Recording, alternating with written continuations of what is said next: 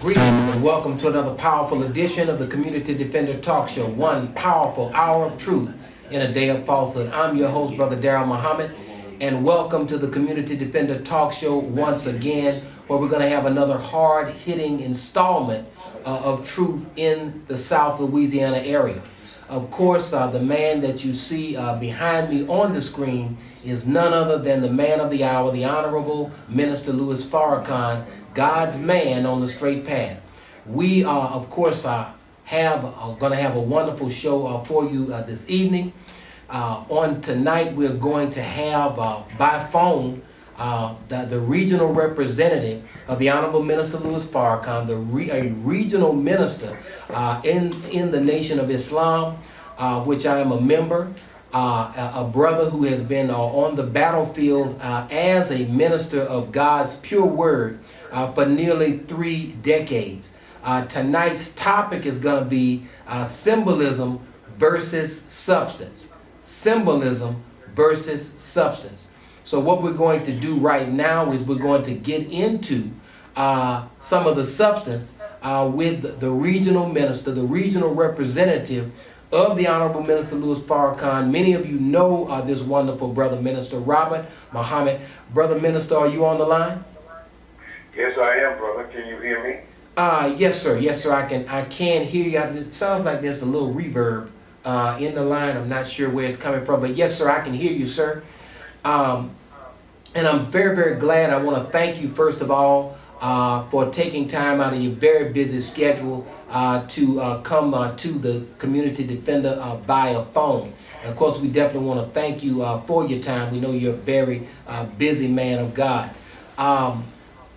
I wanted to talk to you about a couple of things, but I wanted to also greet you in the greeting words of peace of Assalamu alaikum.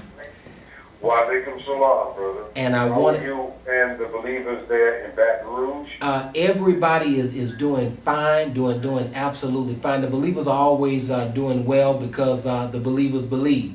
I also wanted to extend to you and all of the Muslims who may be watching the other greeting of Ramadan Mubarak. Ramadan Mubarak Kareem, my brother. Thank you very much. All praise is due to Allah. Well, Brother Minister, we have a couple of items that I wanted to discuss with you in particular. You being a hard-working person that you are, a person that's very active, not only in the city of Houston where you reside, but really in a 5-state area on behalf of freedom, justice, and equality. And I wanted to ask you about a couple of items that you have on your plate. The first thing I wanted to talk to you about was an initiative that you have, that you have in the Southwest region. In every major city, there is an initiative to make peace, and there was something that the Honorable LUS Fiber talked about, that two-front war that we have as a people. And something external as well as something internal that we had to deal with. And I was wondering if you could elaborate on that for our viewing audience. Yes, brother. First of all, thank you. And greetings to your viewing audience. I want to thank them for allowing me to come over the people's sacred airwaves. And the Honorable Minister LUS Fiber has called for us to gather on the 20th anniversary of the historic Million Man March. The theme is justice or else. But we cannot go before the world or before the U.S. Capitol and demand justice from those who kill us, whether it be the police department, whether it be in illicit and immoral wars, or it's in mob attacks, or like the snake that killed our people in Charleston, South Carolina, and Mother Emanuel AME Church. We cannot go before the world and demand that they stop killing us if we are killing one another. It saddens me to say that in 2010, 6,470 black victims of murder and non-negligent manslaughter were known to the police. And that figure represents approximately 48% of the year's murders nationwide. And unfortunately, the majority of those black people that were killed by other black people. So we cannot go before the world demanding that our open enemy and oppressor stop killing us if we're continuing to kill one another. So the Honorable Louis Farrakhan has said to us that we must get in the streets, out from the mosque, out from the church, out from the temple and the synagogue. But we've got to get in the streets with our people, and we've got to get them to stop the killing. So we've started an initiative called Squash the Beef, and the Squash the Beef hotlines throughout the Southwest region. People who will take your calls, and we will attempt to mediate and arbitrate your disputes so that they don't result in murder, violence, or mayhem. All praise due to Allah. That sounds excellent. So how have the initiatives in many of these cities, I know New Orleans, Baton Rouge, Dallas, Houston, Austin, how have these initiatives been received? Well, the Holy Quran says this, brother, that when you save one life, it's as if you saved all men's life. So one life is precious enough. We know that we've had calls from various individuals around our region who simply wanted to talk to someone in an effort to try to resolve disputes, or someone to talk them down from doing something that they would regret the rest of their lives. So we just launched the initiative on yesterday at 12 o'clock noon, but we do know that throughout New Orleans was our first test market. And though we can see that the bloodletting still continues, there have been successes whereby young people and young men in particular have called us, and we have prevented what we believe to be tragic outcomes due to disputes that could easily be resolved if there were just a fair and honest arbitrator between the parties. Absolutely, and it sounds as though this initiative is going to continue to save lives, as it has in the city of New Orleans. Now it's going to be brought to 5 states, and these mediation hotline, of course, I do know that social media has been a means to get the word out, and of course flyers, and well, of course, I do know that we're going to be doing some radio as it relates to these Squash the Beef and mediation hotlines that are going to be done. And so I believe that God is going to bless you, and he's going to bless each and every city that tries to do something to save our people's lives and to provide an avenue whereby our people can mediate disputes with as you said, a just arbitrator, somebody who can understand both sides, somebody who loves both sides. And of course, love is the key. Now, I wanted to discuss another item, and whatever else, Brother Minister, that you wanted to lay out, and that is Justice or Else, the 20th anniversary of the Million Man March and its commemoration, and the difference between the first march, which dealt with atonement and was more of an internal housekeeping thing, some say, as opposed to Justice or Else, which is another theme.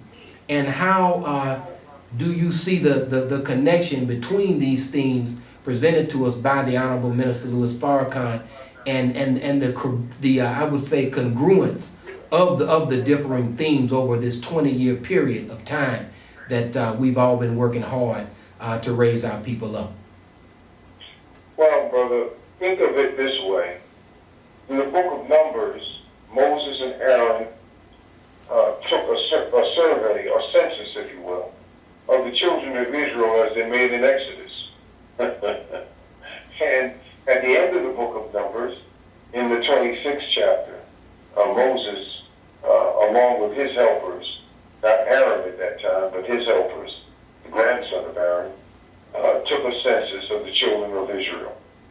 In between that, there was rebellion, and there was fear, there was disobedience to Moses and Aaron, and to God's promise that he would lead them to a land that flowed with milk and honey.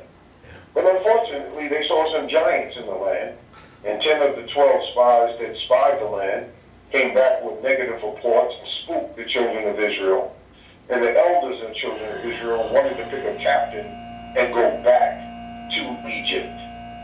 Well, dear brother, since the first historic Million Man March, which was for atonement, reconciliation, and responsibility, and for us to atone to God for what we hadn't done, for our families, for our children, for our wives, to our mothers, and to our sisters.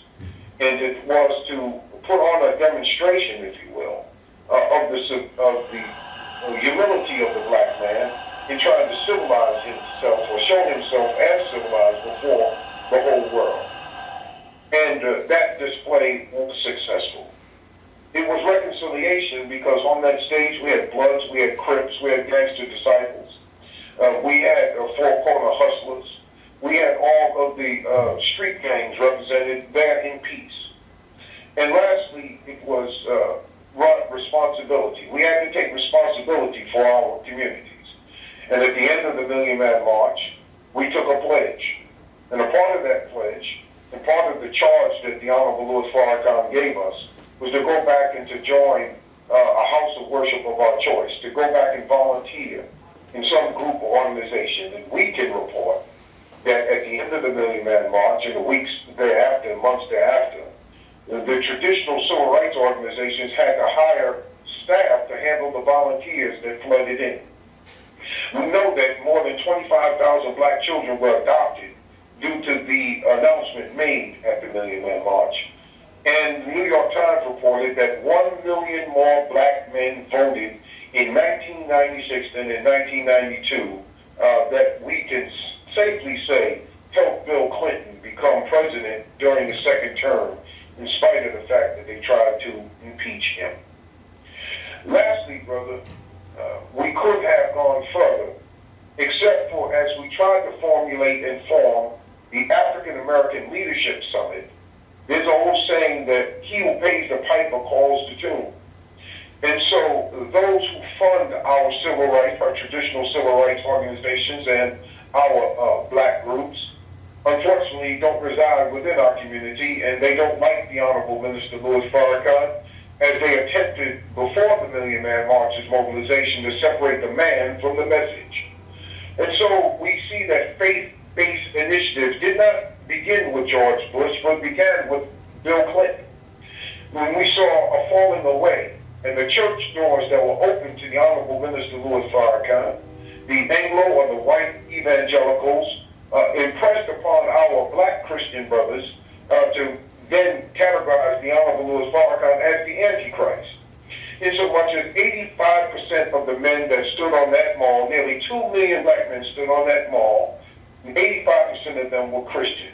So the doors that were open prior to the Million Man March were closed by the time we came around to the Million Family March, which was the 5-year anniversary, and the 10-year anniversary, which was the Millions More movement in 2005. So, dear brother, we find ourselves now literally on a death march. We find ourselves in worse condition today than we were yesterday. And right now, the environment and the atmosphere in America and throughout the world is one in which there appears that there's an old world going out and a new world coming in. But the solution to our problem lies in our hands. 95% of our problems can be solved by us simply doing one thing, and that's unifying. Yes, the Honorable Elijah Muhammad teaches us that unity, our unity, is more powerful than an atomic bomb. We're the only people in the world that blame white people for 99% of our problems, but yet spend 97% of our money with them. We get $1.3 trillion out this economy, dear brother, but yet we spend $3.3 billion per year on tobacco, $3 billion on whiskey, wine, and beer, $2.8 billion on non-alcoholic beverages, $3.1 billion on leisure time, $3.5 billion a year on toys and games and pets, $19 billion on telephone services, smartphones, and we aren't getting too much smarter, $10 billion per year on buying gifts from one another, $13 billion on gambling, and $29.3 billion per year on clothing, yet we only spend $321 million on books. So our problem, we've been shown what the solution is by our Latino brothers and sisters. When Donald Trump insulted the Mexican-American immigrant population, they didn't go out and hold a protest. They didn't hold a demonstration. They didn't riot. What did they do? They went and gave a call and told Univision, fire Donald Trump.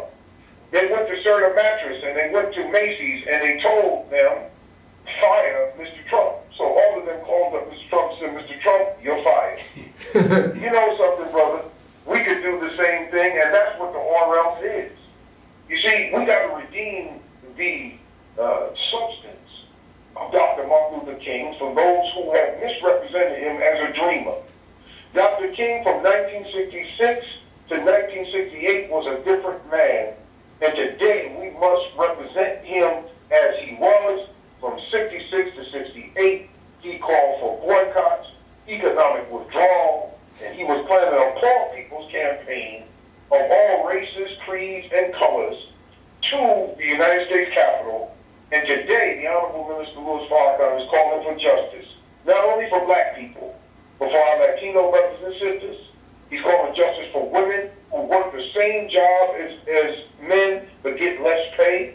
He's calling for justice for our veterans. Yes, our veterans are military servants who have fought, bled, and in some cases died, so that I would have the right to speak what I'm saying on this television program and practice my religion as I see fit.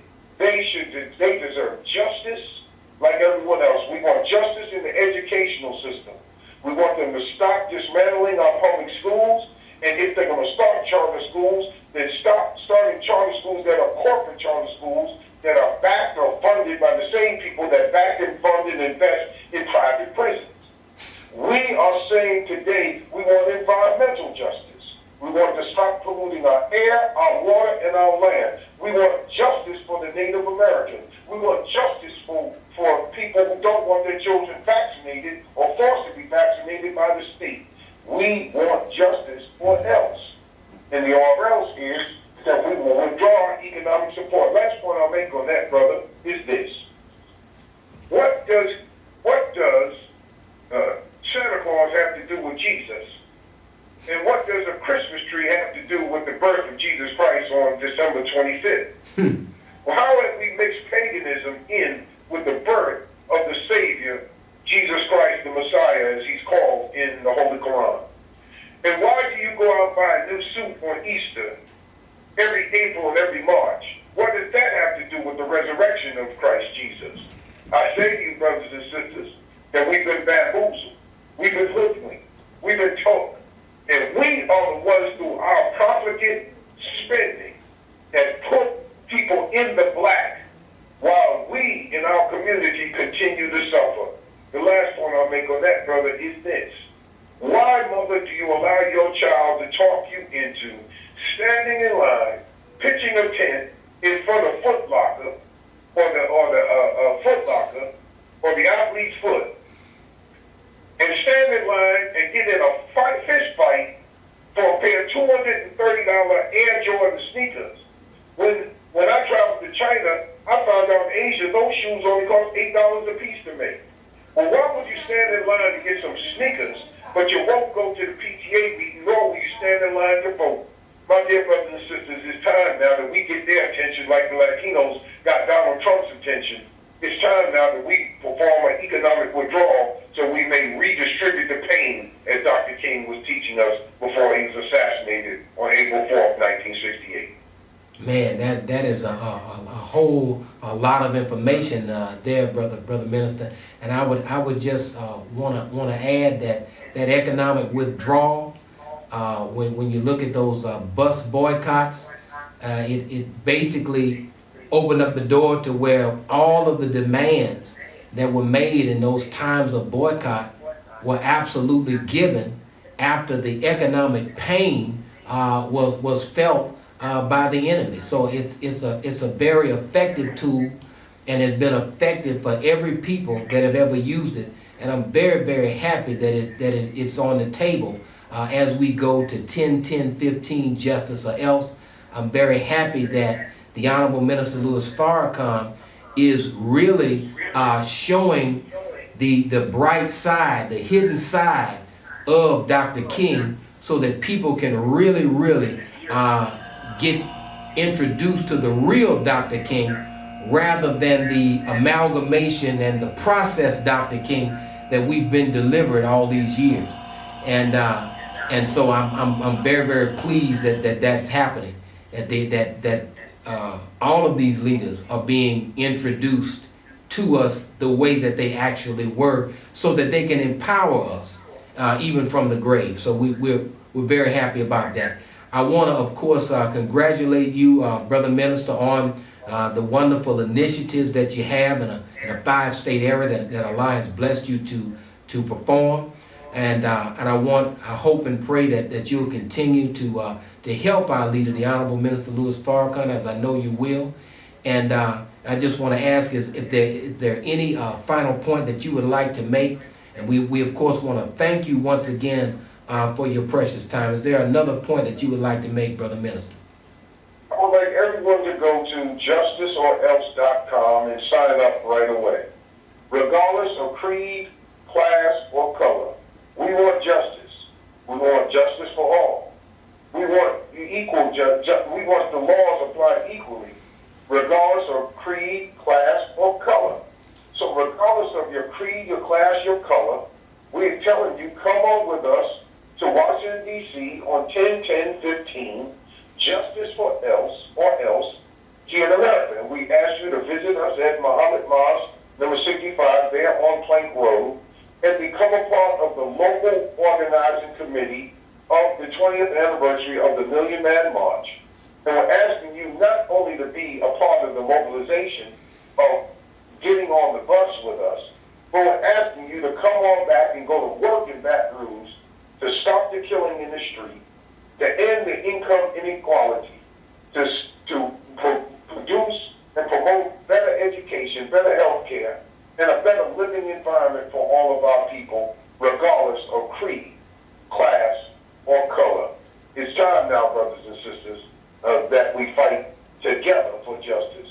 I want to thank you, Brother Daryl. Please give our love and greetings to your wonderful family and to our student minister, Brother Abdul Rashid Muhammad, and all the believers of Muhammad Mosque number 65. And I look forward to being there in person in August, where we will have a rally for Justice or Else, Million Man March, 20th anniversary, 10/10/15. Look forward to seeing you in August, be the will of Allah, inshallah. Thank you, brother. Yes, sir, and thank you. I don't want to put you on the spot, Brother Minister, but between now and that time, we would of course like to have you back on as a guest by phone, and of course we would appreciate your consent to that at this time. Oh yes, sir, brother. You can have me back on. But in the meantime, people can follow me on Instagram at R as in Robert, S as in Saeed, Muhammad, Muhammad. I'm on Instagram, RS Muhammad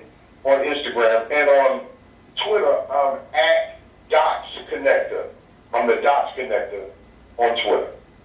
Awesome, brother Minister. And a lot of our people are very confused. They have seen a black president, but yet they continue to see more oppression of our people, and it's really got a lot of our people very confused and very disillusioned. And we definitely appreciate you bringing the light of God on our program today from the Honorable Minister Louis Farrakhan. Thank you, and God bless you, sir. Assalamu alaikum. Wa alaikum salam. Yes, sir. And there we have it. We have it from our regional minister, Minister Robert Muhammad, who of course joined us on by phone.